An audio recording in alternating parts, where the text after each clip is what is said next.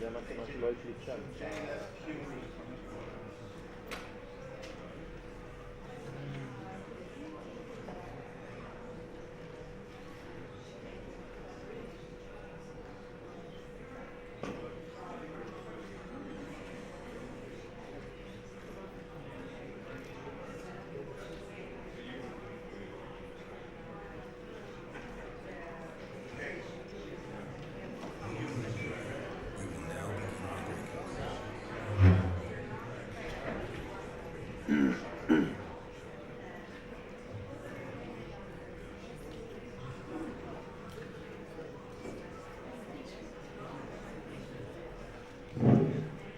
Can everybody hear me? Yes.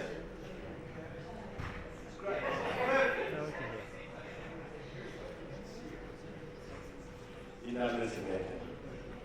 Okay, so we're on the clock, everybody. This is the narrative form. We're going to have 60 minutes, and everybody's going to talk for 3 minutes, except Diane. She's going to talk for 90 seconds, and then there's going to be, but she's got a powerful neurological response to that. And then we're going to have 2 minutes of banter, and I just want to emphasize, first of all, I'm very happy to be here, and I think that this is an extraordinary ingathering of intellect and skill. Let's give it for all the people who have come to this great. So this is the narrative war form. It's important to understand that this is not the complaint form. This is not the I wish it was form. This is not on my back hurts form.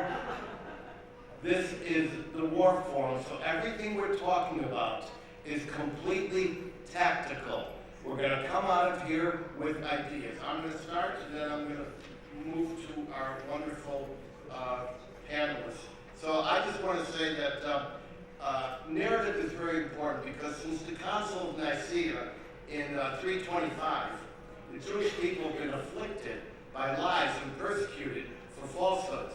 None of us needs a timeline of the hateful narratives we have suffered. It's been an irrepressible curse in every generation.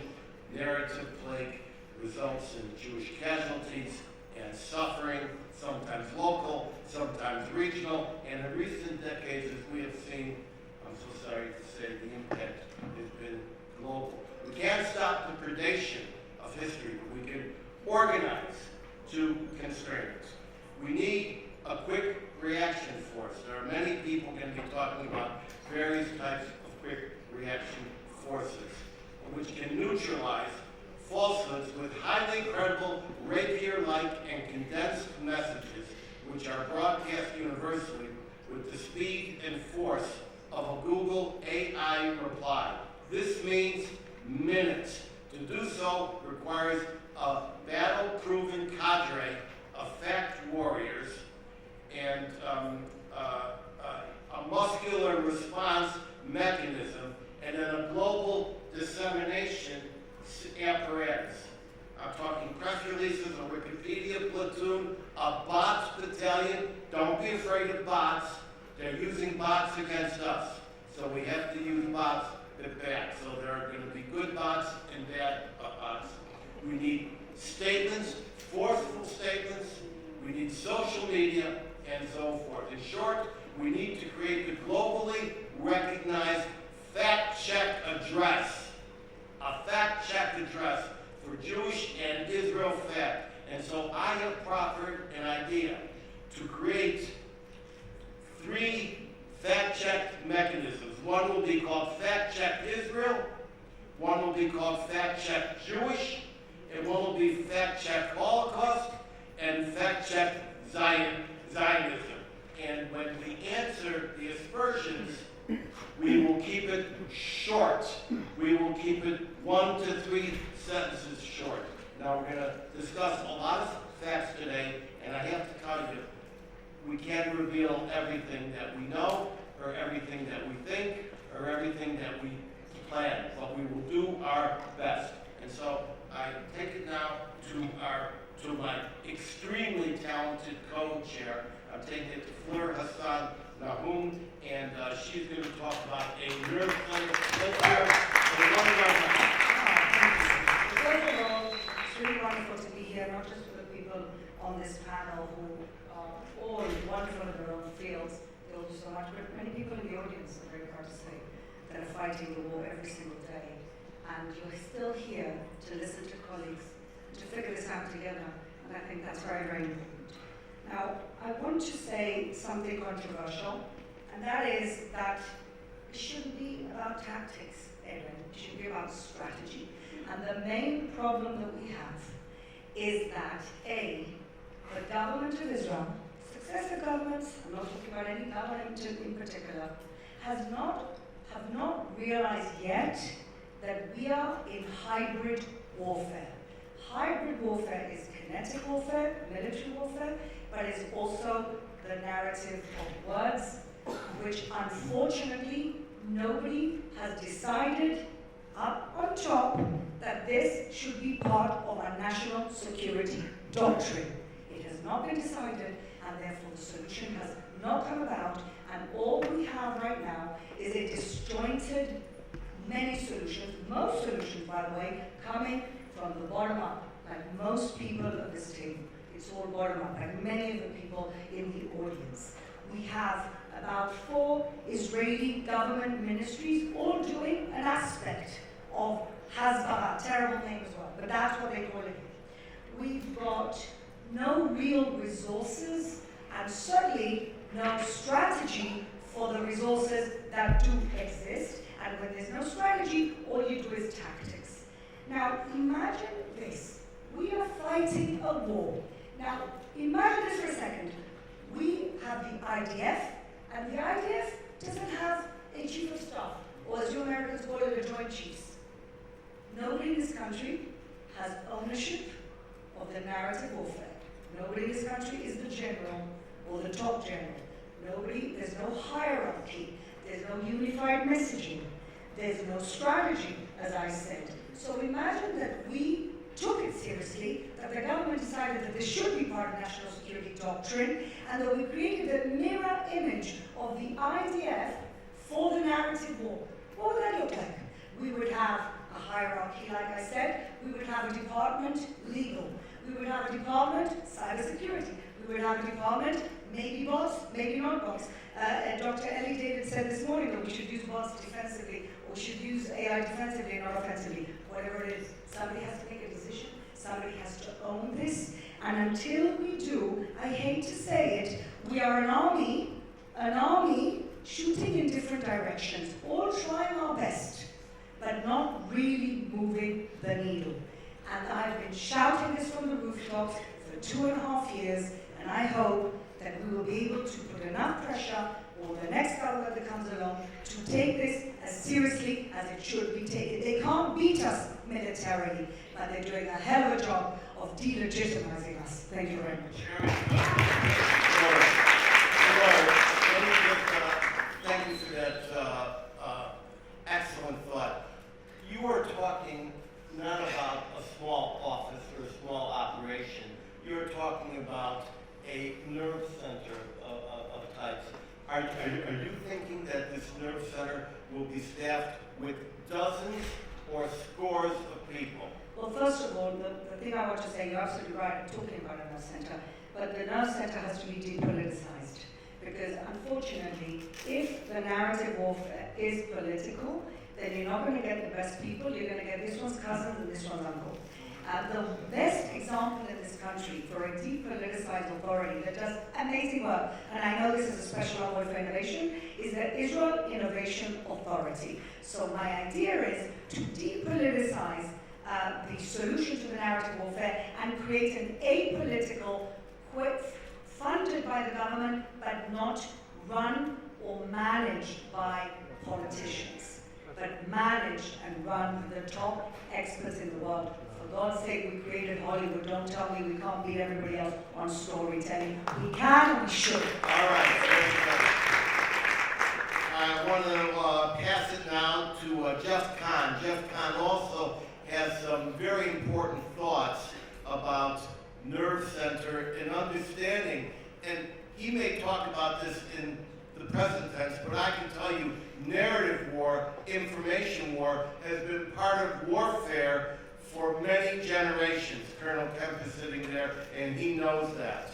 And so, Jeff, tell us what you have to say about your thoughts. Understanding you can't say everything. Go. Very good. Thank you so much. It's a pleasure to be here in honor of Talk into your microphone. I'm assuming things will get better now because I pushed the button. Okay. Hopefully, it's only afterwards. I think the key thing is it's definitely an honor and a pleasure. I always feel it's important to be able to speak from a point of view of understanding why am I here. I want to mention to you that in 3 minutes, I have 3 minutes to describe one of the more complex issues. The only thing I can do is I decided what can I do with my words? I'm going to try to make an example. So my example, a personal example. My personal example is that I spent most of my life being happy to be a nobody, meaning I run my world, working around the world, doing whatever I was doing.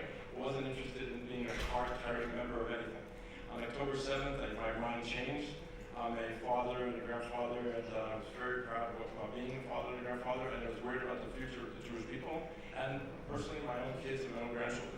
So I decided to get involved. I've been since writing in the Jerusalem Post, appearing on television. I joined the JCFA just recently, and I'm doing everything in my power to be able to see how do I make a difference. And I'm mentioning that because, in fact, otherwise, in truth, this is not my general thing that I was looking to do. I'm here for a purpose, just like all of my colleagues. So let's begin with the end in mind, which is from L'Chad Odi every Friday night. The end in mind would be the narrative war or cognitive warfare needs to be recategorized. Floor dealt with the what, I'm going to give you the why. Here's the why. This is a national security priority. It is a national security priority, and if Israel and the Jewish people understood it was a national security priority, then they would potentially think of solutions. If it's not a national security priority, then you're going to have 25 different arguments, and this one does it better. How many Jewish organizations are there? 9 million different Jewish organizations. If you make something a national security priority, it's going to work. Second thing I want to mention in terms of the concept of a national security priority, when you understand what we're really up against and how it's being funded, this is something that needs to be run by the Israeli defense industry as well as ministry, as well as our intelligence and other capabilities. The reason is, if anyone thinks about where we've been very successful, the IDF is one of the best armies in the world. It's amazing. We have one of the best intelligence services in the world. We have one of the best people in technology in the world. I'm assuming that most people here, how many people do not have a smartphone? Anyone not have a smartphone? Everybody has a smartphone. This is one of the biggest weapons and capabilities ever developed. And if you want to take a look at something a little bit more fascinating, we're being mind manipulated. And if you read a book called Dopamine Nation, there's a concept of using neurotransmitters that every time you're looking at something on your phone, you can actually manipulate the way people are seeing it. So when Bibi told the joke in the Congress, chickens for KFC, the joke was on us. The joke was on us because we didn't understand that people's minds were being manipulated so they could look at a lie and assume it's the truth. So when I talk about the need for this to be an active part of our intelligence and our defense capabilities, I'm not just saying that randomly. I'm saying that that has to report into the Prime Minister's office. If it doesn't report into the Prime Minister's office, then I have a slight disagreement with Flora, who I hold in unbelievably high regard. The PM is, and I've had the pleasure of being able to work with him in the past. I can mention to you, he's probably one of the best communicators that I've ever met in my life. Certainly one of the best communicators coming out of Israel. He certainly understands communications. Whether or not he's built the right kind of capability to deal with these kinds of issues, that's clearly not happened yet. They haven't built any at all. No, so the idea, here is, to make a long story short, is that we definitely need to be able to shift to a concept that says that Israel is basically dealing with a new national security priority, which is an existential threat. And that existential threat needs to be dealt with by our intelligence and our defense capabilities. Okay, that's it. Look, Jeff, you've got a great idea, and so does Fleur. And I want to bring in a disruptive thought. If you do this correctly, you're talking about coordination. If you do this correctly, you're talking about intelligent dissemination. But the fact is, if you call me and say, run this, even please run this, and we're in coordination, we're running afoul of a law in the United States called the Foreign Agent Registration Act, which is becoming broader and broader. And so, have you considered the fact that if you do have such a nerve center, those nerves must end at the shore, and if they go abroad to people in the United States, it's pretty please, and would you consider? Talk to us about that. Right, so my concept and my proposal is not based on us calling you to ask you to do anything. It's based on the same way that you hear Dover Tzal if something happens in Lebanon. Dover Tzal, the IDF is speaking on his behalf and explaining to you what went on. If the Prime Minister wants to say something, he's speaking on the Prime Minister's behalf. We have no need or reason to basically be calling anyone across the shore and asking for any sort of favors. We have the ability to turn around and say, let us tell you what really happened in Lebanon, or let us tell you what's really happening in a given place. And also dealing with all the things we're talking about, bots. If you think about it, when everybody got all excited about the Beeper campaign, the same technology people and resources that we have, that were able to do the Beeper campaign, have also the technologies in dealing with the algorithms that are being, with phones lined up in racks, to be able to destroy the Jewish people. There's no reason we can't do the same thing. We don't need to make any phone calls across our shores. Okay, good. Now let's get, that was very important. Thank you very much, Jeff. Now let's go to Charles Jacobs. And Charles Jacobs is one of our finest narrative warriors and has been fighting upstream for many years. Charles has a thought because he's a completely intersectionally thinking man. And so he's going to talk to us about a preemptive intersectional campaign. Go, Charles. Edwin gave me. Turn on your mic. Gotcha. Edwin gave me 3 minutes, so I'm going to have to read every other word on this. So, look, the narrative plague is the big lie, right? If you repeat a lie often enough, people will think it's true. And in the age of the internet, massively funded, the big lies are everywhere, 24/7, beyond K-12, beyond the campuses, onto people's screens, where their minds are. Volume and funding is a huge problem, but it's not the only problem. It may well be that we cannot win only by responding to lies, even if we do it faster and more massively. We may not win if we don't win the bigger fight over who is lying and why. Key point, write that down. The first part, so what we have to do is enunciate and create the big truth. And the first part of the big truth is that the conflict here in Israel is a jihad. It's not about Israel's borders. Jihadism commands its followers to rule over all the earth, but especially lands they had once conquered. All the lies that are spit on us serve the aims of jihad, even when they're spouted by hoodwinked Westerners who employ the language of human rights. The second part of the big truth is that Israelis are not the biggest victims of jihad, only the most noted. 25 years ago, I flew into war-torn Sudan to help liberate black jihad slaves. What they told me was a preview of what we all witnessed and experienced on October 7th. They told me jihadists screaming Allah Akbar stormed their villages, slaughtered the indigents, slit throats, burned people, and captured the women and girls as sex slaves. That's exactly what happened to us. So today, that 25 years later, when my daughter told me what happened in here on October 7th, I knew what this was. That's what it was. It was jihad. That jihad today has spread to 19 African countries. You may know about Nigeria, where they have an October 7th every day. Every day, Nigerian Christians are being killed by jihadists. Churches are burned with people in them. African Christians are killed in 18 other African nations. And then, if you go north, in the Middle East, jihadists are slaughtering Kurds and Alawites and Christians and Druze in Syria and elsewhere. The Copts suffer from this.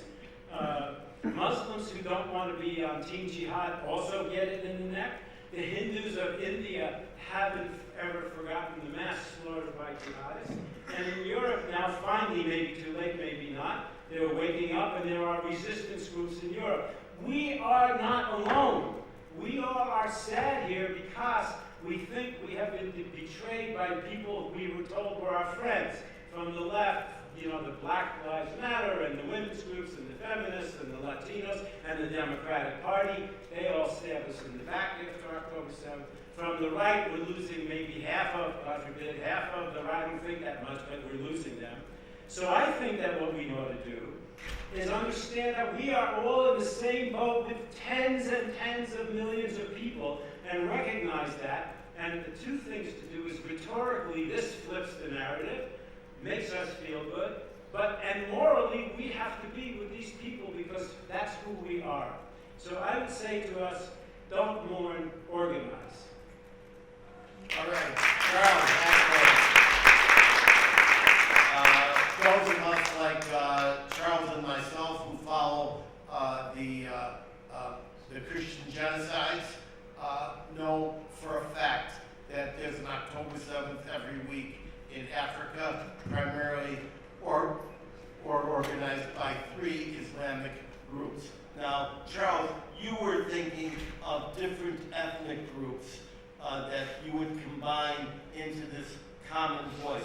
Name those ethnic groups, please. Well, okay, so Dr. Walid Faris, who was Trump's and his first administration, is expert on terrorism, and Ayaan Hirsi Ali, who endorsed this idea. We are working together to put together all of these groups. We have already got about 12 of them, representatives of their people. So we have Kurds, and we have Yazidis, and we have Alawites, and we have Druze, and we have Copts, and we have Indians, and we are talking now to the people in Europe who are leading the rebellion against the massive influx of people who didn't come there to assimilate but to rule. In the United States, we push this notion on. We attend congressional briefings with the diaspora elements of the Africans there, with the Nigerians. We got this news to Van Jones, we got it to Bill Maher, we got it to Ted Cruz, we got it to Donald Trump, who bombed them once. That's just the beginning, hopefully. So it's possible to do it.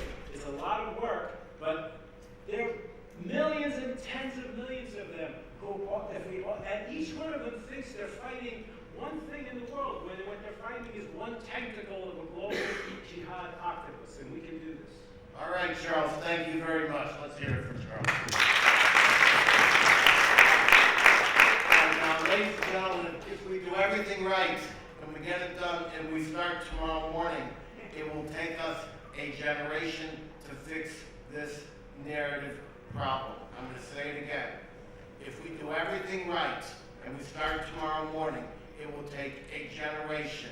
And so we're talking about youth, and there's no one more equipped in this room to discuss the problem with youth and the solution for youth than Masha Merkelova, who runs Club Z and deals with the youth. Masha, take it away. So first of all, I'm loving that we're finally talking about going on offensive instead of being constantly in a defensive posture. So yes, we need to put up our own propaganda war. And you can hear from my accent, I won't apologize for that. I'm not going to say it narrative, it sounds too nice. We need to have our own propaganda machine that works 24/7. On the flip side, the only way we're going to lose our youth is if we continue to do what we're doing now. And that is making them feel nice and cozy about being Jewish and not giving them the actual content knowledge, skills, how to define themselves, the way for them to see themselves not as, I'm Jewish, right? I'm not Jewish, I'm a Jew. I'm a proud Jew. I don't have trembling knees, and I'm not going to accept anything less than. We don't need to be asking permission. We have to teach it to our children and to the parents. We need to also strengthen them, because when something happens at a school, whether it's a 6th grade or a 12th grade, the child will not want to tell their parents, but they will want to tell somebody. And that somebody needs to be organizations, yes, I'm going to plug myself in, like Club Z, who will then work with those children and with those parents. We need to give the armor to our kids. They need to have a shield and a sword, so that when somebody comes for them, and they're coming for them earlier and earlier, forget high school, it's in middle schools now. When a person knows who they are, who they represent, what does it mean? No amount of enemy's propaganda will be able to penetrate. The TikTok videos, the classroom teachers, the co-workers, it is pervasive, it is immersive. The only way for us to raise the next generation is they need an armor and a sword. That's what they need the most. A few more things. You know, kids are gonna fact check Moses at this point, right? They don't believe anything. And at the same time, and when you talked about how we need to have these short form, you know, answers. And I disagree with that because somehow we have an expectation that we could give a PhD level of education standing on one toe of the foot, right? How many of you, you're all specialists in your, you know, you get a phone call, you get, quickly, I need to explain 1992 Second Intifada in the next 3 minutes. No, you know what? Our story deserves time and attention. So have the conversations when people are actually willing to listen. But yes, have the quick zing talking points, and that's what Annie's so great at, where you're exposing their bigotry, where you're exposing the complete insanity. And again, we have to go on that fence and make fun of them. I'll give you one example. Make it a short Very short example. It's a land that doesn't exist. Let's free that, right? It's not complicated, but we have to be unafraid and also be unafraid to be completely politically correct. All right, Masha, I want to ask you a question. First of all, I want to thank you. And I want to say, it's a joy after writing 650-page books to be criticized for wanting to go short. Thank you very much. Listen, give it to us straight. Are you hopeful or not hopeful for the next generation? Are you hopeful or not? We're going to be fine. We have kids who are fighters, who are creating new ways to address their peers. We're going to be fine, but we need to continue with that same strength. Nobody needs to explain anymore to people why we need to teach kids about Israel after October 7th. We got it. But our American Jews are again falling asleep, and I don't want to wait till the next something horrible for them to wake up. We have to keep at it. We cannot get tired. We cannot get complicit. We have to keep fighting. All right, thank you very much.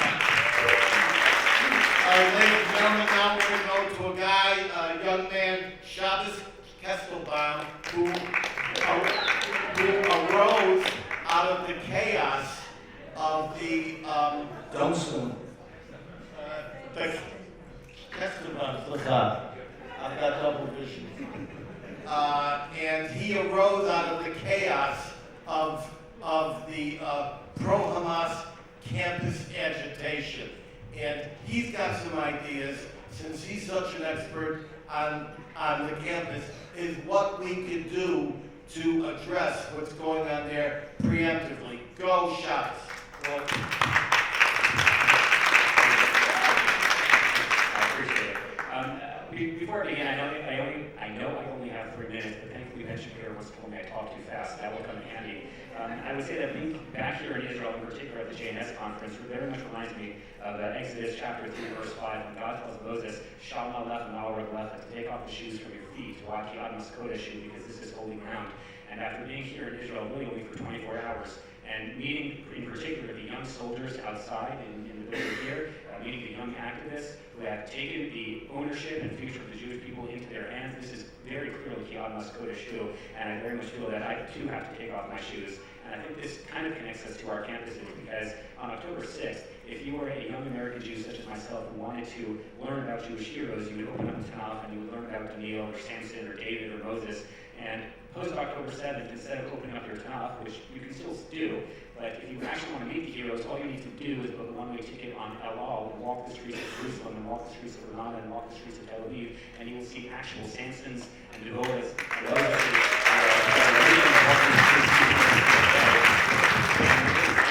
And barely any of them are over the age of 25, which is incredibly remarkable. And so before I say anything about the campuses and the American Jews such as myself make abundantly clear to all of you Israelis in the audience how madly in love we are with this country and how madly in love we are with the spirit and determination and resolve of the Israeli people. And it is such an honor as someone who defines himself as America First to support a strong ally that is willing to fight its own battles, a strong ally that believes in its heritage and its tradition, and not supports the state of Israel. Now, when it comes to the campuses themselves, we don't have to reinvent the wheel. There are really good policies that are on the books. The problem is they are selectively enforced, which is why, as a Democrat, I voted and campaigned for President Trump. If you are a foreign student on our campus, whether your name is Julie Justine or Mahmoud Khalil, and you have violated our law, you get back to your country. It's that simple. There's no answer to sort bus about it, irrespective of your religious identity. That's number one. Number two, when it comes to foreign funding, whether your country is Qatar, Russia, China, Saudi Arabia, or even the United Kingdom, we cannot allow foreign funding to affect any aspect of our institutions of higher learning in the United States. Qatar knows something that Hitler said quite often, which is those who control the youth control the future. Qatar knows this, China knows this, and it's about time that we as the American people also know this, which is why we must absolutely divest or create legislation to ensure that no foreign country is investing in the minds of our youth. And then broadly speaking, there's an external battle and there's an internal battle. So externally, all of those pieces of legislation and those policies that I was mentioning, that very much will help.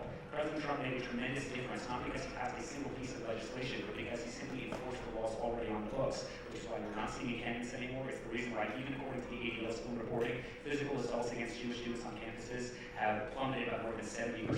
It's simply because there is an enforcement of federal law. As in, if you violate federal law, like Title VI of the Civil Rights Act, we will defund every last penny, whether it's Columbia, Harvard, or elsewhere.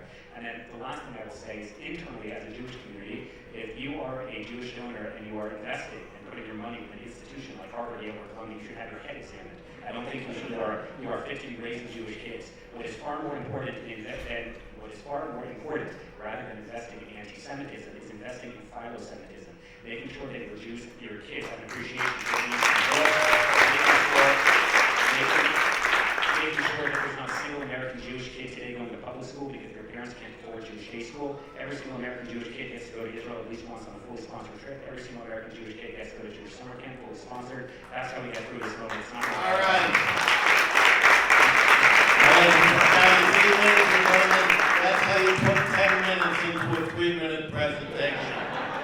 Now, as one who was part of a little-known SWAT team that for years reacted to type of problem that Shabbos has spoken of on the campus, I would tell you that when I started my little-known activities with this little-known group, we were about 20, and we took extremely incisive, direct legal action in every case, and were often successful.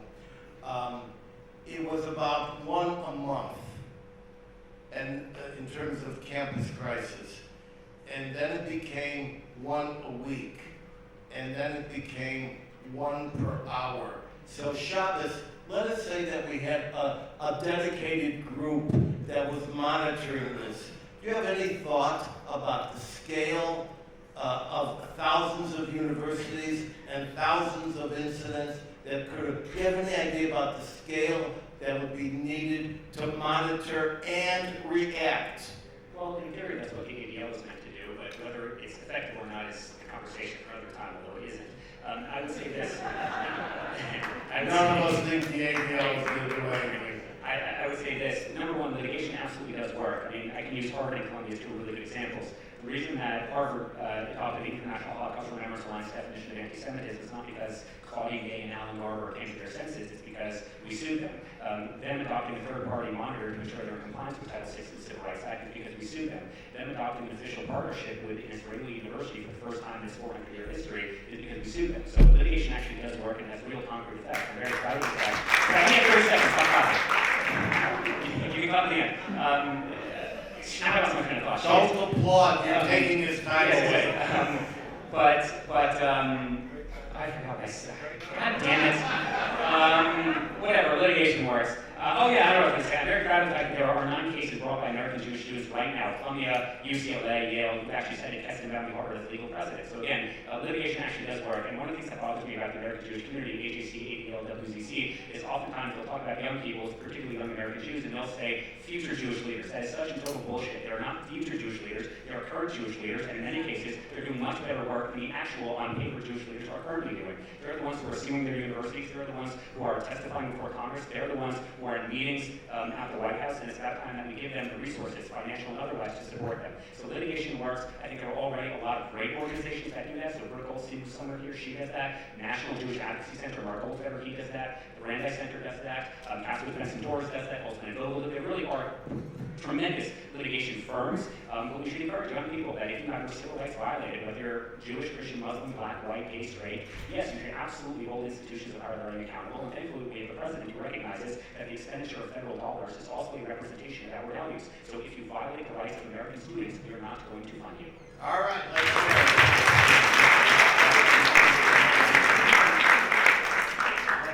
God, that was a lot. Yeah, I did tell him to speak fast, but I didn't. All right, so now we're going to talk to Daniel Rosen. And thank you very much, Shabbos. And now we're going to talk to Daniel Rosen. And Daniel Rosen has some explicit comments and tactics with regard to messaging. Daniel, take it away. Thank you. So I'm going to talk a lot slower. I have one word, and that word is organize. And what we need to be doing, and what we are doing in many places, we need to organize in order to mobilize. We need to organize online, and we need to organize offline. Another word I'll give you is action. What we've learned in the last 2 3/4 years is that talking about things doesn't really create any energy, doesn't really create any activity, but action actually does. And so I'm just going to share with you from my lived experience things that have worked, maybe tell a story or two and be done. So when I say action, what I mean is when things occur in the world, the person who steps forward to take that action can actually have an impact. And so just to give you a few examples of that, in Forest Hills, Queens, a month or so ago, 2 months ago even now, there were some swastikas that were put up in some synagogues and things like that. Some of you may have heard about it. So what we did was we called for a rally, and we invited the community. Some smaller Jewish organizations came, and we had about 200 people show up in Yellowstone Park. We had bipartisan support. We had Democrats and we had Republicans show up. We, like I said, we had about 200 people, and the basic message was, this shall not stand. The idea is you cannot come into our community, you cannot act in despicable ways, and expect us not to have an organized response. And it was a message to our friends and foes that whenever you do these type of things, there's going to be a reaction.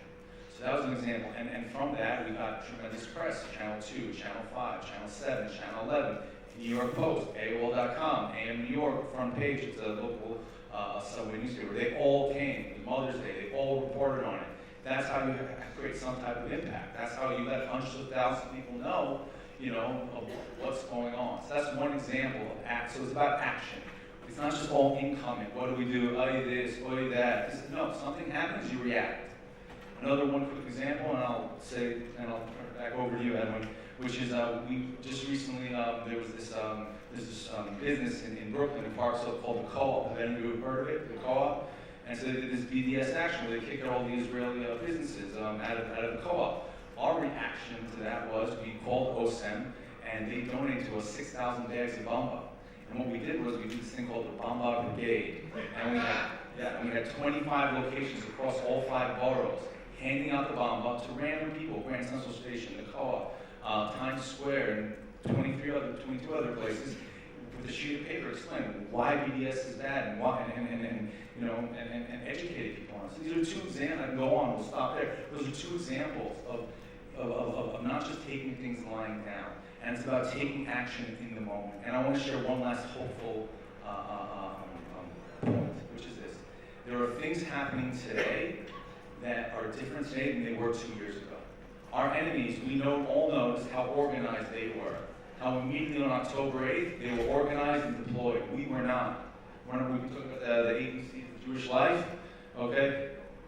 We were not able to respond. There's something new happening now, which you all should know about. It's very hopeful. Organizations like the one I'm president of, I call it a movement, not an organization, called Impact, and there's NGO Hatred, and many others who are doing things in front of Gracie Mansion, in different locations.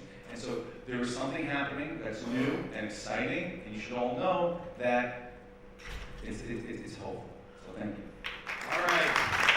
So, Daniel, I know a lot of people who agree with what you just said, but who are afraid to stand up and get in line or go to the forefront. They're not like me and you. They're not like this guy Sid, who said, don't worry about mixing it up. So how do you convince the average Yid to stand up and fight back?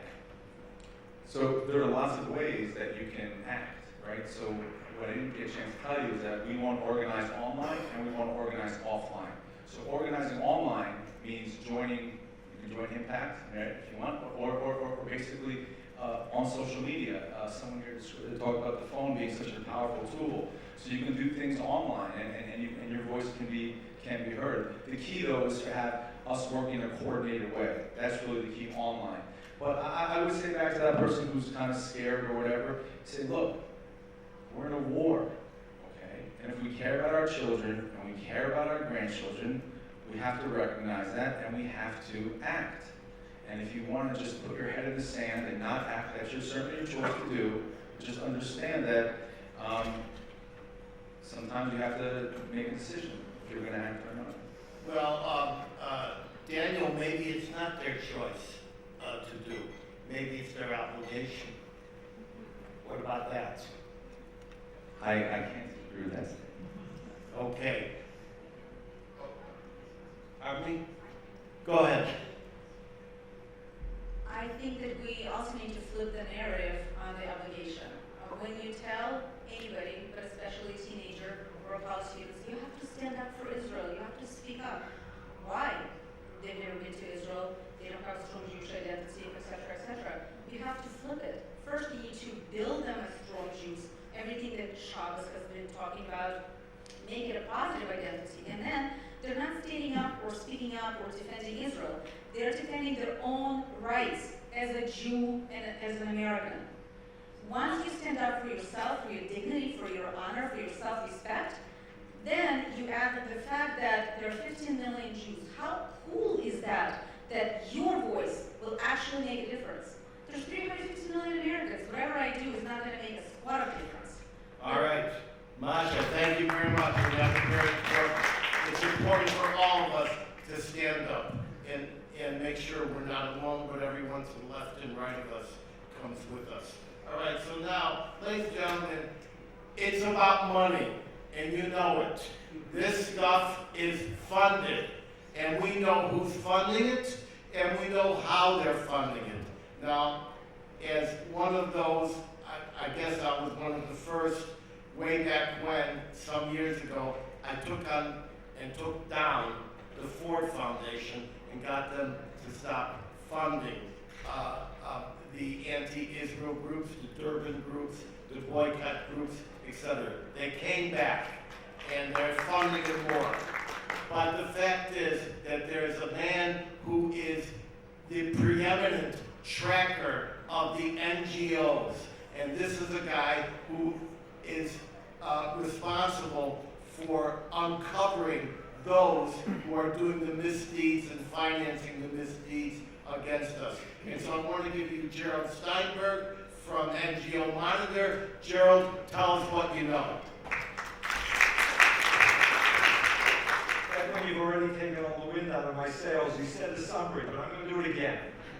We're fighting a war on two different fronts. Sometimes we call it the eighth front. The narrative war is the eighth front. But it's really 8 or 10 different fronts, and you heard that from everybody across this table, including people who are going to be speaking. What's common to all those fronts, just like in a kinetic war, whether you have talking about the Navy, the Air Force, the missiles, the ground forces, the tanks, they all need funding, they all need money to be able to proceed and fight their war. The war against us is funded by billions and billions of dollars across the board. You took out the Ford Foundation at the time, but then there was the Rockefeller brothers, and there was Soros funds, and there was everything else, which is continuing. It's not just that. It's Qatar, it's the European governments, and everybody else. And the vehicle that they most important, the most powerful vehicle they have are called non-governmental organizations. So way back in Durban, when there was an NGO forum, and this exploded, and that sort of woke me up and said, hey, this is a serious issue. Nobody was teaching about NGOs as political actors in political science departments, international relations. They still don't, except for me mostly. When you see that you have billions of dollars going in, not just to anti-Israel, but to hate Israel, to genocide, to all those blood libels on a constant basis, that's what's leading the war forward. I want to give you 3 examples, and then I'll talk briefly in the 5 minutes or so about what to do about it. That's 2 minutes, right? Okay, let's take the case of genocide. Israel commits genocide. In December 2024, 3 organizations within a couple of weeks of each other all issued massive reports. Obviously, this was coordinated. Human Rights Watch, mostly the same titles, same content. Human Rights Watch, Amnesty International, and Doctors Without Borders. All issued reports saying Israel's committing genocide, all with testimony and evidence. All of this was made up. Together, they have $1 billion a year.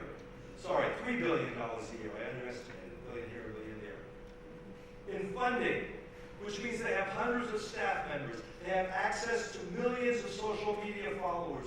They go on every major regular media framework, whether it's CNN or all of them across the board in the US and Europe and Canada and Australia, everywhere they can. Of course, Al Jazeera, which is part of the process.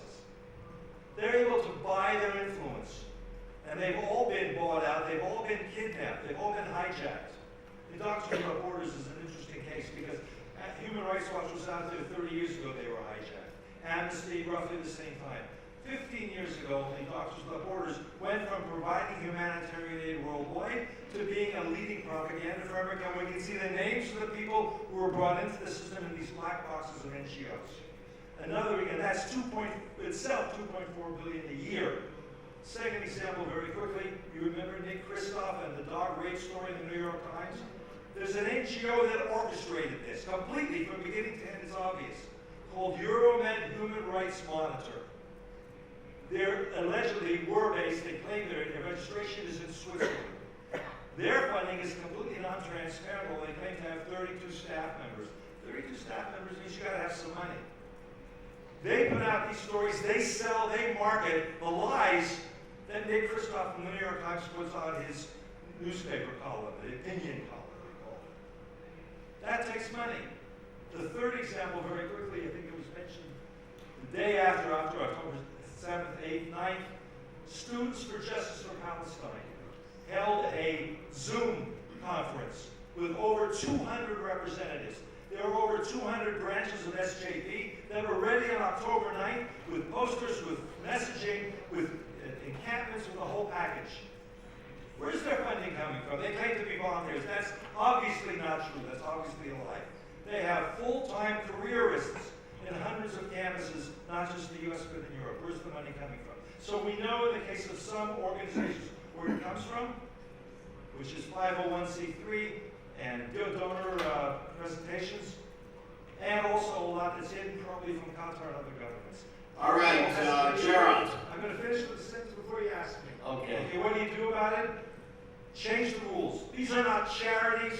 These are not humanitarian organizations that are entitled to protection, entitled to tax-free donations. These are political actors that are promoting hate and propaganda. And the tax framework for them needs to be revised. All right, correct. And yes, you preempted my question with your answer. However, you've been doing this for years, so I know, but I'm going to come at you with this. When I went after the New Israel Fund in my book, Financing the Flames, one of the things that I discovered was that while you may want to have a more sensible and useful application of the 501c3 laws to restrict these NGOs, The New Israel Fund was moving money between Canada, Australia, Switzerland, and many of these other guys do. So we can apply our legal standards and do a good job, and they can do a workaround. What do you say about that? It's always a moving target. It's like whack-a-mole. But you got to be ahead of the game. You can't let them determine the rules and get away with it. So that's why we exist. That's why you wrote your book. And that keeps them at least limited in what they can do. They got to spend money being on defense. Just like when you're attacking an enemy, that enemy's got to spend money on air defense, on missile defense. If you can get them to do that, they have less for offense. So yeah, it's a moving target, but I think that we can do that, and we need to do a lot more of it, focusing on the money and making sure that these organizations don't have an open road. All right, Gerald Steiner, the warrior. Very good, Gerald. And now we want to, because Shabbos spoke so quickly and condensed into such a short amount of time, I'm going to be able to give Diane Neal an extra 90 seconds. So That's why I did it, Diane. I did it for you. all right, so Diane Neal, never mind the fact that she's a famous movie star from Law and Order and NCIS and all that stuff. What's important is that she has an extraordinary scientific and academic background in neurotransmitters. And this hooks into what others on this panel have mentioned about the fact that how the messaging actually hits the brain. So for 3 minutes, Diane, tell us what my amygdala doesn't know. You got this. Thank you guys for having me. All right, so I'm a pretty quick talker too, but I'm trying to slow it down a little bit because Shabbos, he did a good job at it. So there's a study in neuroscience that we say that dopamine is the only real currency in life, and that's actually unbelievably true. And so I'm going to break a couple facts to you right now. Reason never convinced anyone. You said it better. Reason never convinced anyone on this planet. Number two, this is another shocker. We were actually, as Jews, not really in control of anti-Semitism because we're really only in control of ourselves. I don't know, any anti-Semites in the room? Anybody? Anyone? No? Not so many? That's what I thought. And if you are, I will walk slowly out of the room and not tell anyone. Okay. And we can't control the suicide death pulse. Like, we really have no control over them except to give them their greatest wish, which is to send them where they want to go with a one-way ticket. Although I do worry about if it's a round trip, because that's just a weird movie that could happen, right? And that's terrifying. So since we can only control ourselves, we're going to get down to the cellular level, right? Down to the level of a neuron. And this is how we can change the world, just in these tiny bits. And this little tiny tactic can change the mechanisms that all these people use, right? All the things at schools, on the campus, the NGO watching, the lawsuits, everything else. And it begins with this. It's disarming your amygdala and the amygdala of the people that you're talking to. Now, as most of you know, that is the flight or fight center of your brain. It is the most basic. It is the one. And in this day and age, most of it's not, fighting like this, but everyone's going fighting with their mouth. So you need to disarm that. The number one thing that you can do in all of this, it doesn't matter whether you're writing a legal brief, and by the way, there's a zillion different terms for that, but we're just going to call it that because it differs across jurisdictions and countries, or if you're writing a press release, anything else. First of all, well, if you're on stage at Shabbos, and this is hard for me too, stop. You take a moment. And right in that moment, you're the most powerful person in the room. And it takes the pin out of the grenade that is someone else's amygdala. Because that's what they're always going to be trying to do. Take the pin out, chuck it. Take the pin out, chuck it at you. That's what they're trying to do. Stop it. You stop it with that. The second thing you can do that's incredibly effective is that you reset the frame. After you take that moment, by the way, when I was running for Congress, this is wild, right? You get like 2 minutes to wait for an answer when you're on stage in these giant debates. Yeah, you sit there, you take 2 minutes of it, all of a sudden it's like, I'm sorry, what? What she can say is going to be important. Very helpful. So when you reframe too, you reframe in a way where nobody can say no. So even if it's someone that's your ultimate arch enemy, you look at them and you say, hey, it sounds like what we're talking about is saving human lives. Can anyone disagree with that? No, you sound like an a-hole. So you start there, and then you bring it in closer and closer and closer and closer, until you guys are in a way that you sound like you're on the same page, and they've been agreeing with you the whole time. Okay, thank you, Diane. And I must say that my amygdala feels better.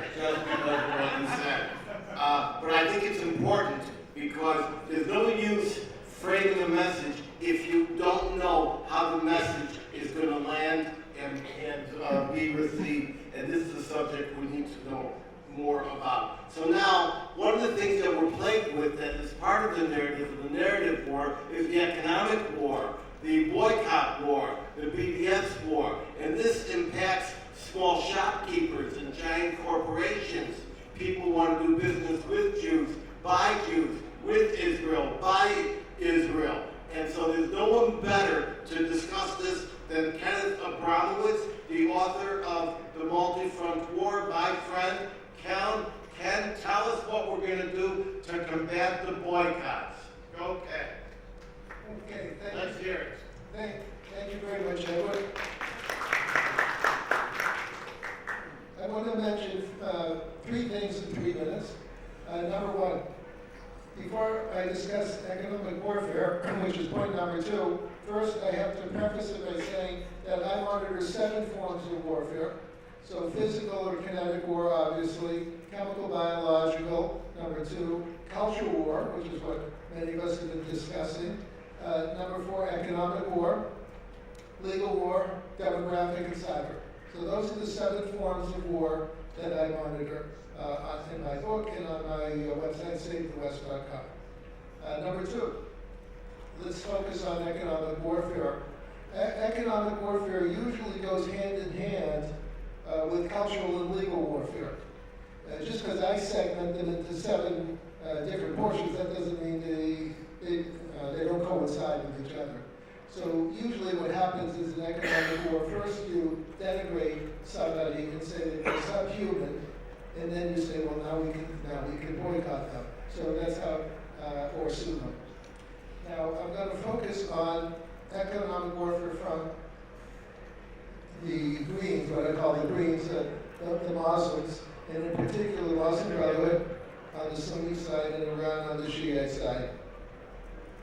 And let's go to issue number 3. What do we do about economic war led by what I call the Islamo-Nazi death cults that are determined to basically kill all Jews, Christians, and Hindus in the world and then kill each other? So I came up with the thought for having a rapid action group that would have 3 divisions, being run centrally, 3 divisions. One division would focus on the government. And there, by the way, we have federal government, state, and local governments, as everyone knows. So this organization would focus on 2 issues relative to the government. First, on the federal side, we have to criminalize all Islamo-Nazi death cults. We have no obligation to live with animals. We put animals in zoos. We don't have any obligation to live with them. 45 seconds.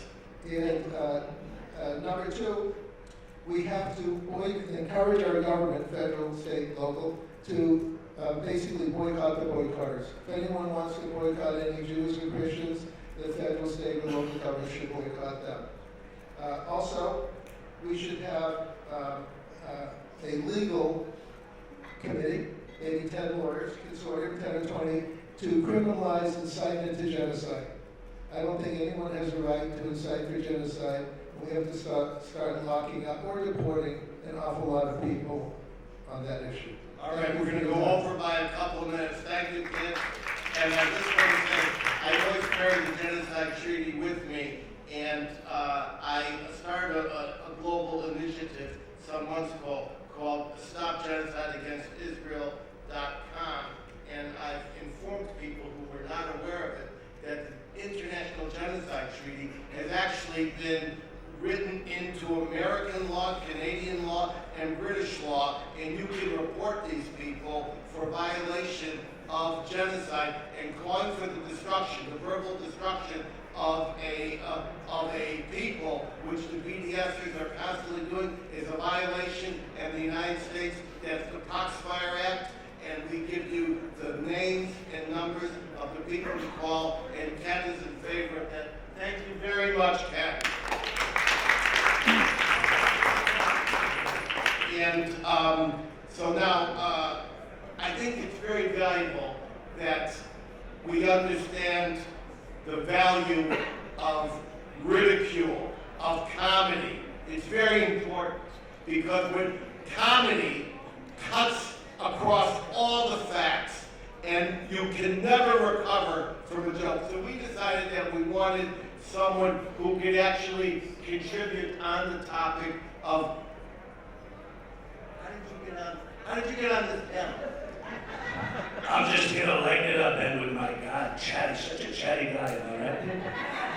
I know you're not happy with me right now, you're not, but my God, everyone's got hot takes. My God, I'm falling asleep. How are we doing, Jay? That's right.